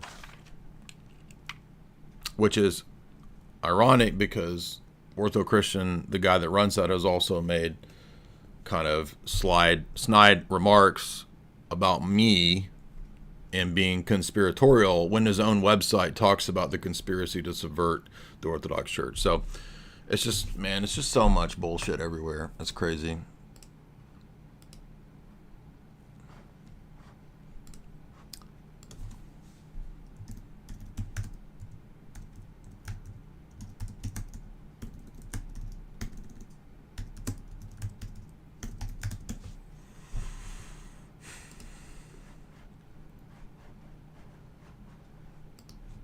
So here's a whole podcast of me talking about it 7 years ago. There's 2 of these.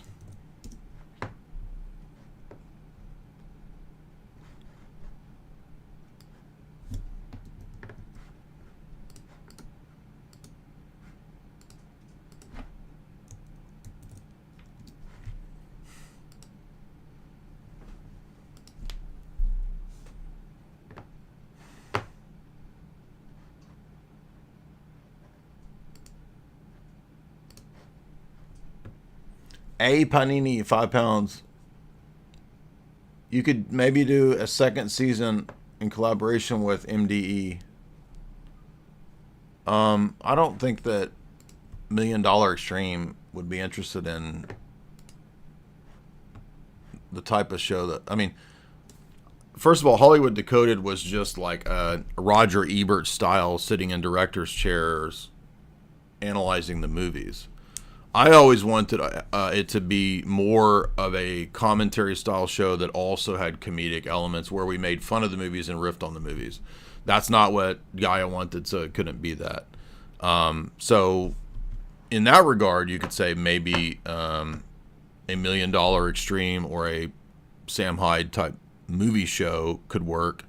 The Sam Hyde show will be including sections of movie analysis, which I think the last couple sections, I think I wrote those in the Sam Hyde episodes that have not come out yet.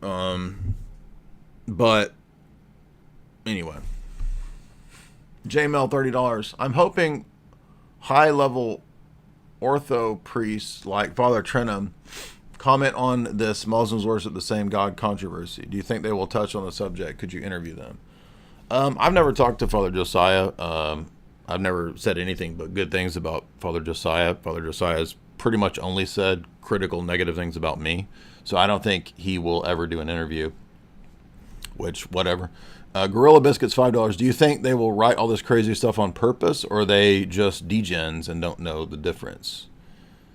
I think in the world of Hollywood and movies and predictive programming and propaganda, they do, it's all the above. Jacob Cabay, $10. Off topic for the movie reviews. I'm a long-time listener. Oh, we did that one, excuse me. Bond Jovi, $50. Wow. He says, process philosophy seems like it leads to a lot of death cults and zombie dongs. That's exactly what today's purpose of the show is about. Correct. absolutely. Bon Jovi is the only one that got the theme and the essence of today's show. In one sentence, he encapsulated it perfectly. There you go. Droning in the Scenery, $2. No, we did that one. Okay, we did. Alderbana, $3. The director said that this movie was an interpretation of Brexit out of pure spite for the working class of the UK. In other words, the isolated island is that if you don't want to be part of the Fabian Socialist collective and the technocratic, well, of course, these people are essentially, Luciferian, even if they don't believe in Lucifer or recognize it. There you go. Haley's in the chat, $5. I support the Miami Vice Mastermind. Oh, we read that already, but she gets to be read twice because it was cool.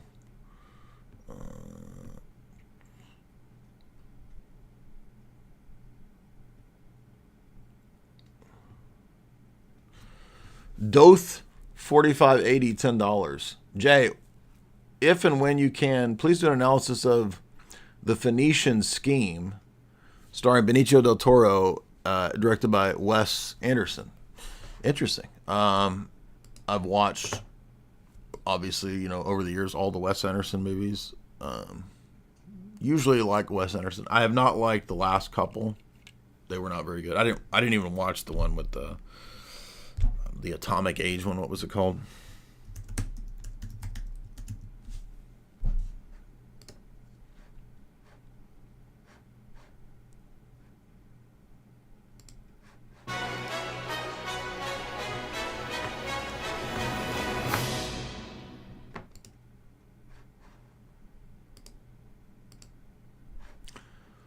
Wait a minute. How did you already watch it?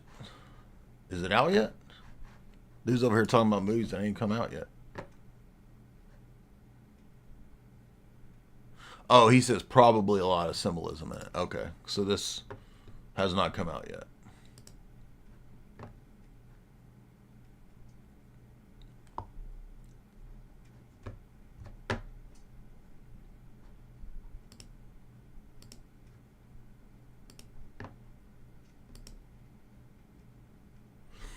It would be interesting to see Wes Anderson do something a little more dark and esoteric. Maybe that's what this is. Because,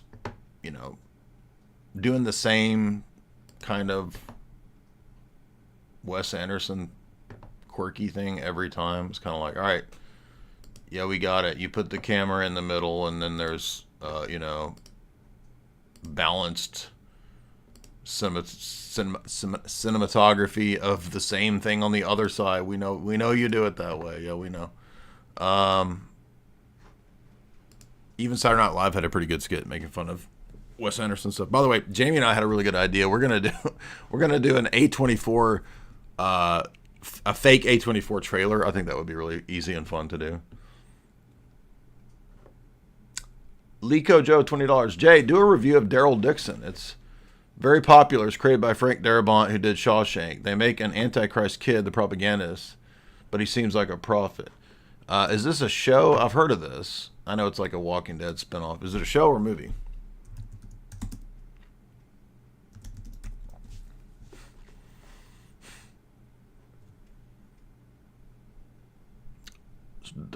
Daryl Dixon. Oh, this is a new spinoff of Daryl, right? I followed Walking Dead all the way up until once Rick floated off down the water, Coral, and the lesbian commune showed up. I was pretty much done. It's like, Coral. Jay, do an analysis of Sandlot. If you look at it through one lens, it's pro-America, but from another, it is actually a pro-white decline. It is very subtle. Dionysius says for $5. Hey, man, that's actually an interesting idea. I have not thought about The Sandlot. And I don't even know, believe it or not, I don't even know if I've actually seen the entire movie. I remember it. I know it was a popular kid movie. I just don't even remember if I've even watched the whole thing. All right.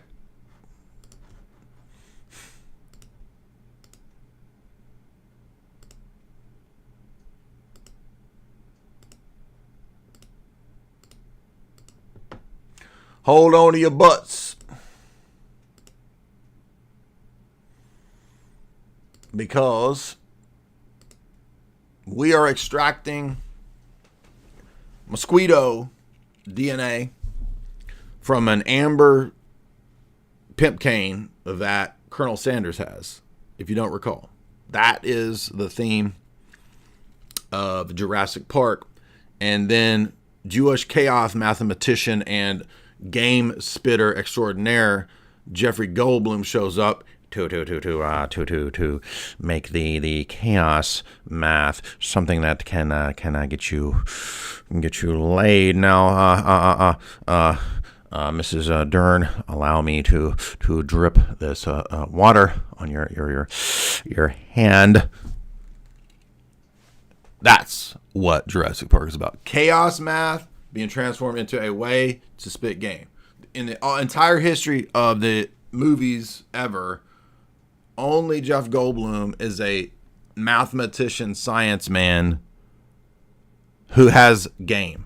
We have never seen this before. That's the real mystery of Jurassic Park. Spitting game with chaos math.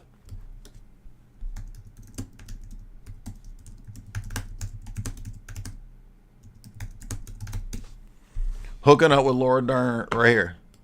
Nerds, you trying to figure out how to get a girlfriend? I don't know what to do. How do I talk to women? Nerds, right now.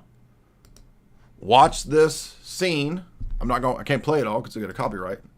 But I'm going to teach you nerds how to hit on women. We have a lot of nerds in the chat. They've never talked to a girl. A lot of you nerds know the maths. You know the fractions. You know your times tables. Ooh, how can I transform the knowledge that I have of fractions and times tables into getting a date? This movie scene gives you a step-by-step explanation of how to do that. First of all, get a degree in chaos math. Second, find a theme park where they're trying to resurrect dinosaurs. Third, become a Jew. Show up in a leather jacket. Fourth, cuck Sam Neill in front of him. How? By talking a bunch of science gibberish and word salad terms like chaos math and butterfly effect. Drop a drop of water on a blonde chick's hand. Let the water drip onto your hand. Again, repeat with the science bullshit. There you go. That's how you do it if you're a nerd and you don't know how to talk to a girl. I'm going to put it in the chat. Nerds, I want you to watch this scene about 50 times in a row. Take the notes. I want you to learn the intonation and the inflections that Jeffrey Goldblum, who's Jewish, by the way, if you didn't know, has. Master those inflections and those tones. The chaos math has it. The water. Jamie's in there dying laughing. I'm just trying to tell you how to spit Jewish chaos math game. That's all I'm trying to do. Help y'all out. If y'all can't listen to me, if you can't learn game this way, go be in a monastery. It's over. What? Women really do love him. Jamie's over here claiming that girls like Jeff Goldblum. I didn't actually know. Do they? Is that true? Chat, ladies in the chat, all 9% of you.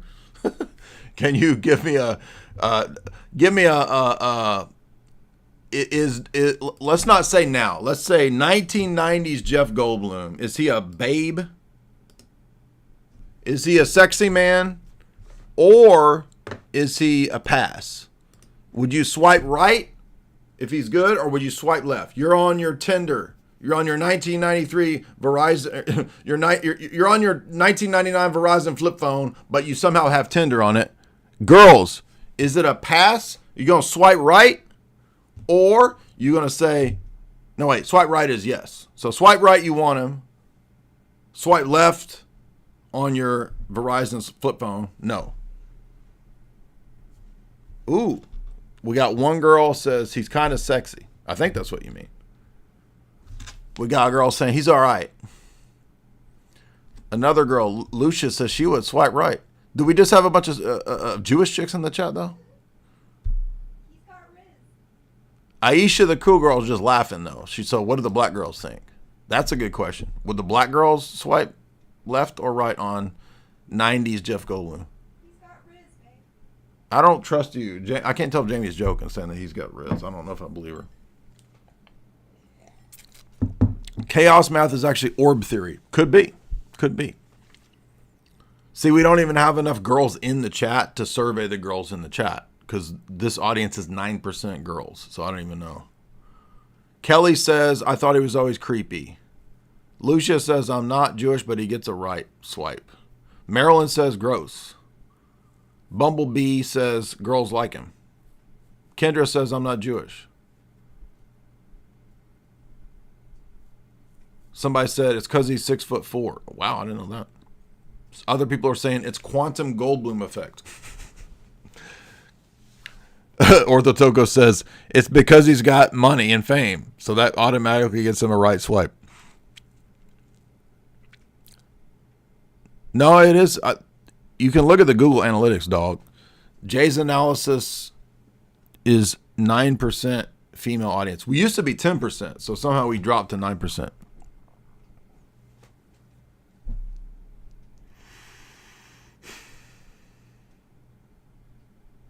Some of the girls are saying we like nerdy men. So we got some sapiosexual people in the chat. That's why.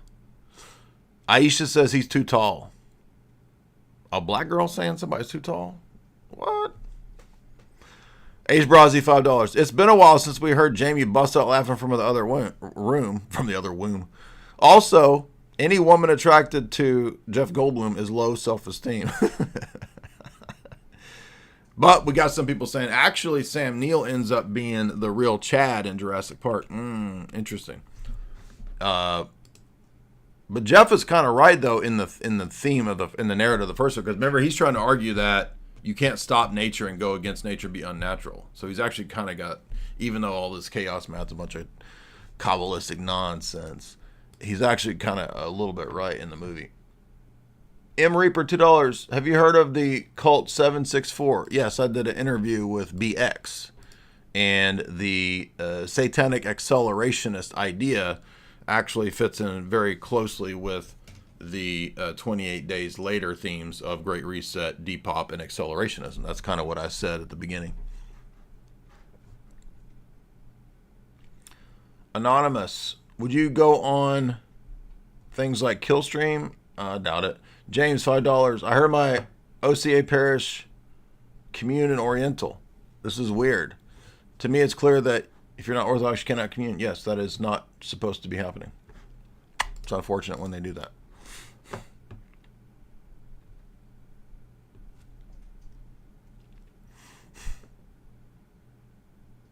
What if Marilyn is just Jay's alternate profile? No, I don't have time to sit here and yap and talk as a girl in the chat.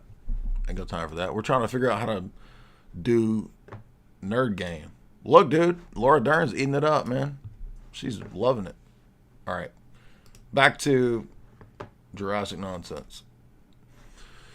Where are we at? Well, one thing that people forget when it comes to the Jurassic, and by the way, I did do an analysis of the previous one a couple years ago, where they brought Jeff Goldblum's chaos math back. Oh wow, it was already 3 years ago. It doesn't seem like it. So you can go back and watch this here. Look at that. Look, we're already talking about chaos theory back then. Chaos math, chaos theory. So I'm not going to repeat all of this chaos stuff back then because we already kind of covered all that. But what I will say is that, first of all, it's Michael Crichton's books that originally inspired this. And people don't know that Michael Crichton was actually kind of exposing conspiracy stuff. And some people think that this might have led to an early demise. I don't know that. I'm not saying that. I'm just saying that there are theories about that. Because he actually wrote a book that's about the radical eco agenda being a scam. And the system did not like that about Michael Crichton. Now, some of these are kind of dumb. I kind of think that the idea of resurrecting dinosaurs through cloning is just stupid. But Michael Crichton has been putting out some pretty interesting predictive fiction. And although I don't think he was any kind of Christian, he may have been sincere in warning and critiquing about what was coming. There was one called Prey that he put out that was about, this isn't it, this is something else, genetic engineering and mutations. So that's at least overall the same idea that we got going on in Jurassic Park, is maybe we don't need to be messing with the DNA of Mother Nature and the world. We don't need to be putting fish DNA inside of tomatoes to make the tomato skin stronger. We don't need to be doing this. This is bizarre. It's mutations. It doesn't make sense. And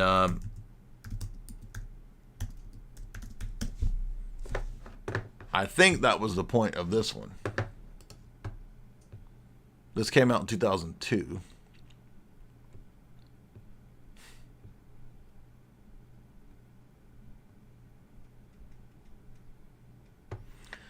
People are saying it was kind of a mediocre novel. I don't know. I haven't read it, but it was about the themes that we're talking about nanotech and all this kind of stuff messing up creation.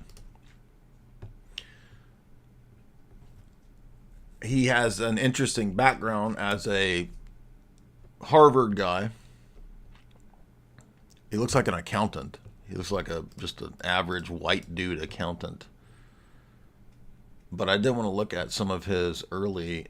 Oh, by the way, I remember reading he was very influenced by H.G. Wells. Not so much like the propaganda and all that, but just that style of predictive fiction.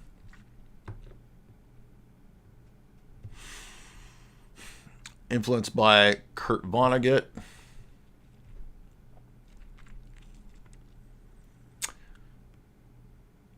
Oh, so his first kind of big famous thing that you may or may not have heard about was Andromeda Strain, which is a very boring movie. I've watched it. That's about a bio release, though. So from a very early stage, he was interested in and kind of obsessed with this bio release stuff, and he got a postdoctoral fellowship at the Salk Institute for Biological Studies, which we have talked about many, many times over. Jonas Salk, one of the key, how can we put it, dark figures.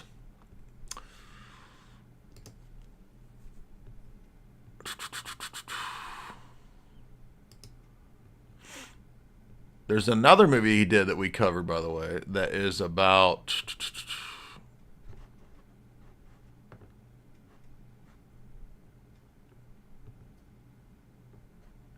They're doing experiments on comatose hospital people. And it's like mind control. Coma, this is it. Coma was pretty good.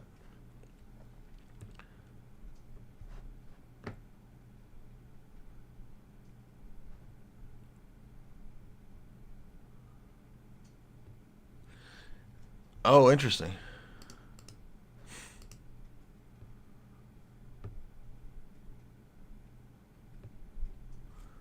Remember Congo? That movie is so terrible, it's actually funny if you watch it. Oh, and Runaway. Remember this? When I was a kid, this scared me because of the robotic spiders. For whatever reason, that scared me when I was a kid. But if you've not seen Runaway, it's a pretty interesting...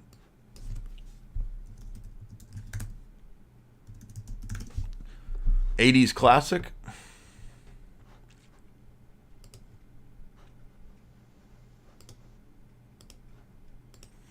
Tom Selleck is a future cop in a future dystopia, and he ends up fighting the bots, basically. It was a box office disappointment. Look at that poster, though, dude. That's an awesome '80s poster. Wow. Look at that. All right, let's see. There's a couple other things he wrote about I wanted to mention. Crichton was a visiting writer at MIT. By the way, you want to understand why and how there's a close collaboration between the military-industrial complex, the deep state, and Hollywood. Michael Crichton is a great example because he's literally working at and in the Salk Institute, working at and in MIT, and he's writing these fiction stories.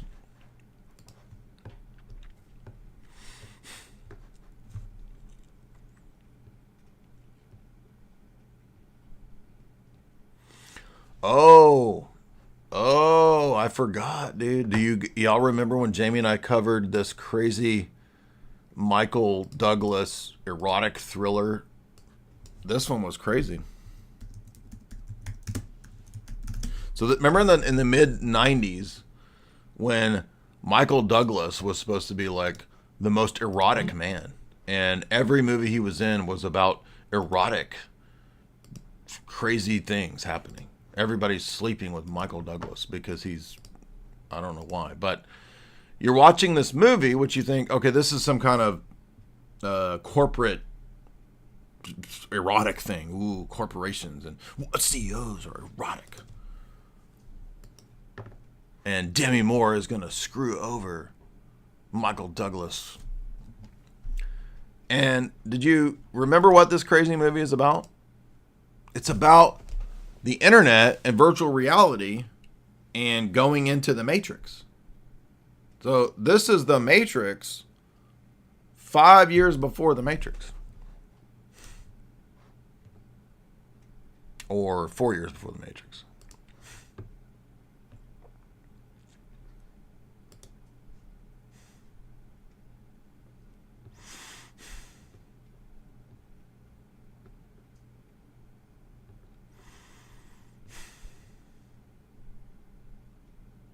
Prey, State of Fear. Okay, here it is. This is the other one. This is the one that was making the establishment mad.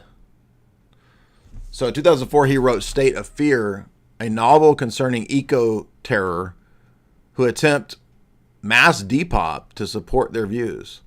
The novel's premise is that climate scientists are exaggerating the global warming nonsense. There you go. Yeah, exactly. It's all fake and gray, dude. And then not too long after that, Michael Crichton doesn't make it. Let's see, when did he die? Oh, wow. Only a couple years after that. Now, I don't know if I'm not saying I know, I'm just saying it's interesting that when he writes his big, and it was pretty much a hit.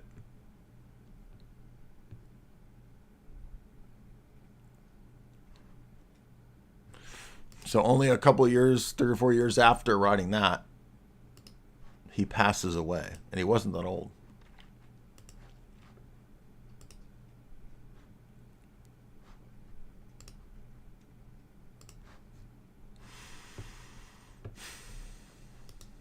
If ever there was a... Now, it looks like the other channels are all sort of blasting it. And it's fine with me. I don't think the new one was just a few notes on the new one. It was pretty dumb. There were a couple parts that, from an action movie perspective, I thought were pretty interesting and unique. Other than that, it was all just recycled nonsense that you would think in any. If you were to like ask the AI to come up with a new AI installment of Jurassic Park, this is what it would come up with.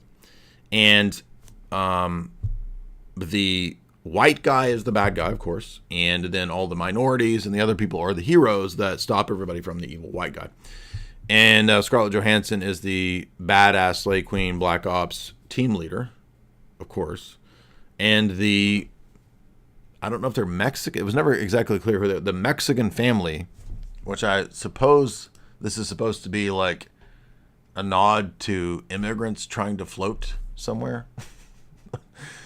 they also end up being the heroes. And the white colonizer who wants to set up these labs and study things and whatever is the bad guy. It was just silly, honestly. But I also saw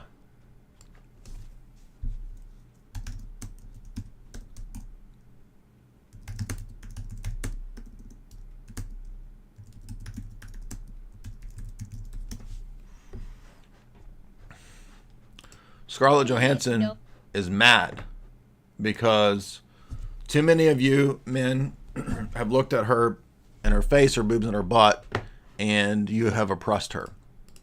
And you are pitiful. Why did you watch her movies? Did you realize that as you watched her movies and paid for her multi-$100 million career that you were oppressing her the whole time? This I thought was funny because once again, right? What do you think her net worth is? Let's see.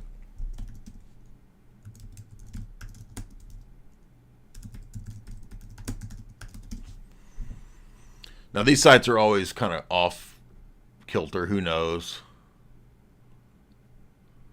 Estimated to be in the hundreds of millions, 100, 200 million.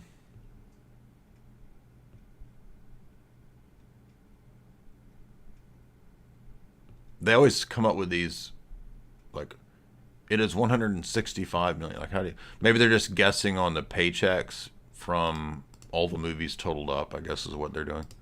But you see, you have oppressed her with that $200 million worth of money she's got. Do with Jurassic World. They're all about how hard it is to be a woman in Hollywood. Shocker. And she has a long history of complaining about this shit. I actually went... The movie is about the struggle of a woman in Hollywood, yeah. Through several years of headlines before we get to the current one. This was just a month ago. Scarlett Johansson was offered sex object roles for years after Lost in Translation. She also recalls in 2022 being hypersexualized as a young actress. People thought I was much older than I was. Scarlett Johansson talks being groomed in Hollywood. Yeah, so what a disservice to people who are actually groomed and abused when these people come in, hijack it. Oh, I was oppressed, and I would have $500 million if it was fair, but I only have $200 or $300 million now. For bombshell roles. And the latest is from an interview with the Times of London, where she says she was cast for her desirability. And now, thankfully, the male gaze no longer dominates the industry, so she can do artsy-fartsy roles like Marriage Story. That must be why all the movies are failing. That I was might talking have to you. something Yeah, to do with it. I was talking to you yesterday. So stop oppressing her. Stop oppressing her with your male gaze. Taylor Newhouse, $10.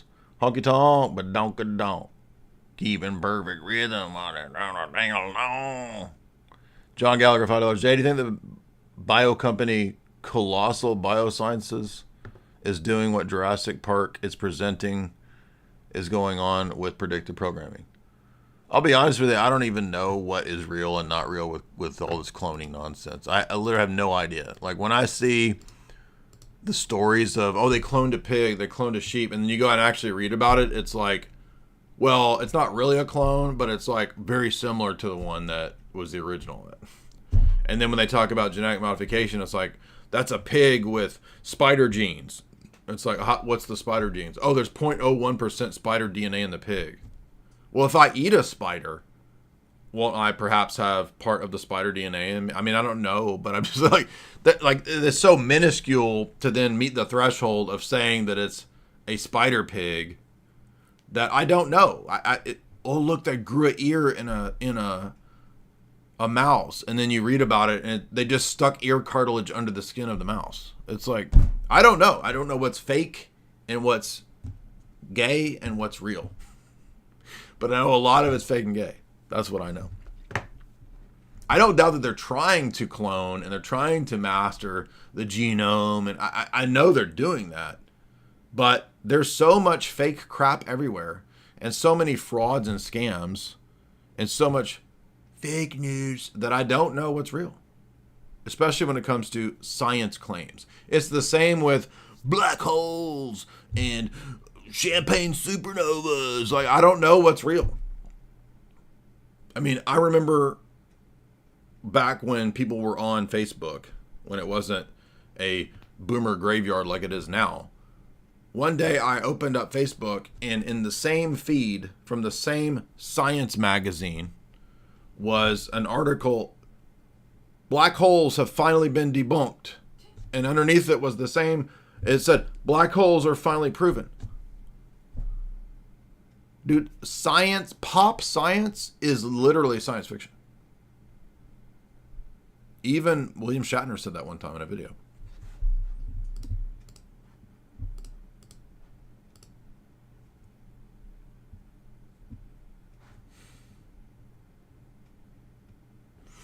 I just don't even know. I mean, until we actually see clones or something, like, I don't know how are we ever even gonna know?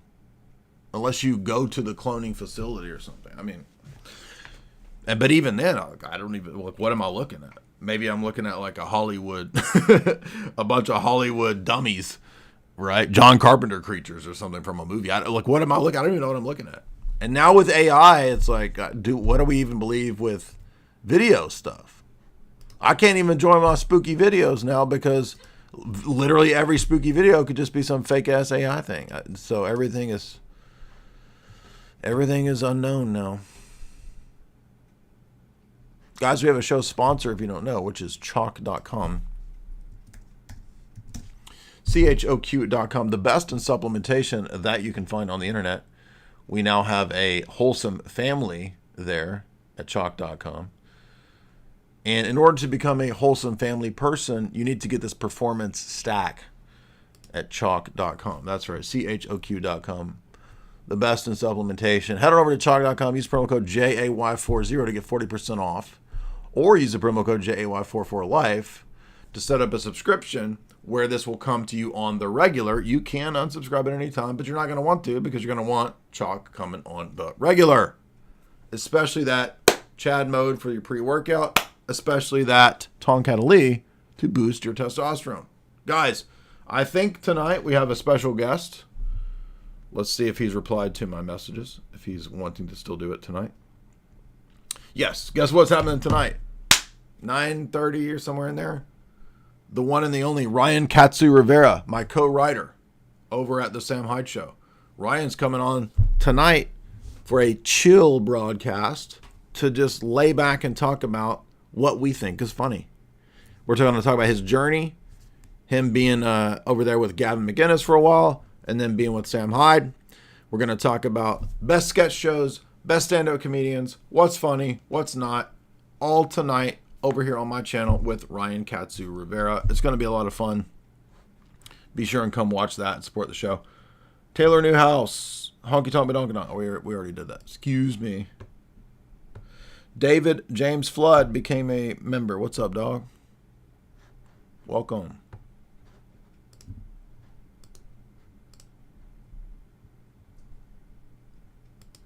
Guys, remember also, get your pre-orders in over at Esoteric, or for Esoteric Hollywood 3 over at Jay's Analysis in the shop.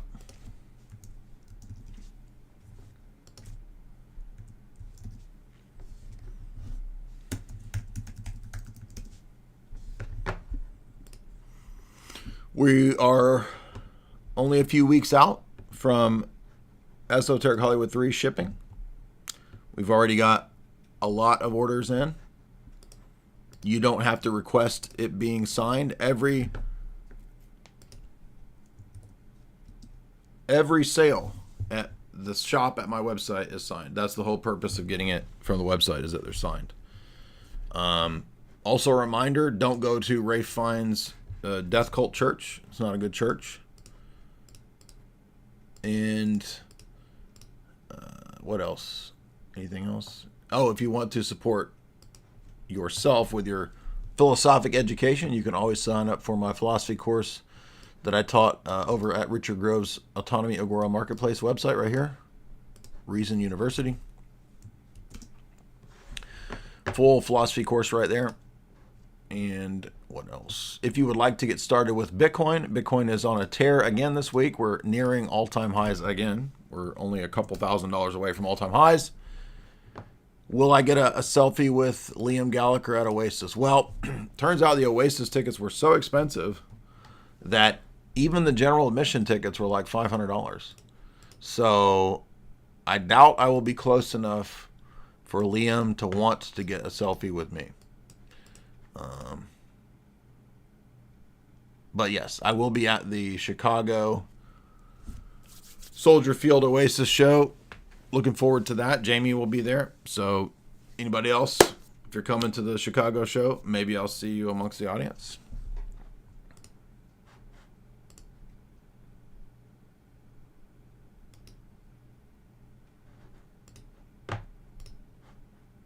If you would like to get started with Bitcoin, use my Swan referral link.